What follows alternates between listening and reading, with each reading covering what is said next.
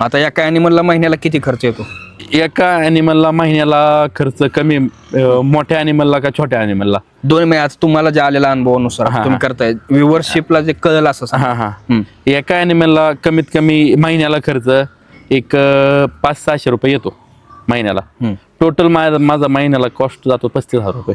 बरं, आता तुम्ही वार्षिक उत्पन्न एक 20-25 लाख सांगितले, रुपये, हो. त्यातलं खर्च किती? 20-25 लाख मध्ये खर्च वार्षिक एक 8-9 लाख रुपये होतो. बरं, महिन्याला 1 लाख रुपये कमवून देणारा हा व्यवसाय व्यवसाय आहे 100%. त्यासाठी 200 ॲनिमल पाहिजे. ज्यांना सुरुवात करायची आणि किती ॲनिमल पासून सुरुवात केली पाहिजे? ज्यांना सुरुवात करायची आणि मिनिमम 10 मादी, एक बोर, एक मेल, आणि ते करून 20-30 पिल्लं तरी घेतली पाहिजे.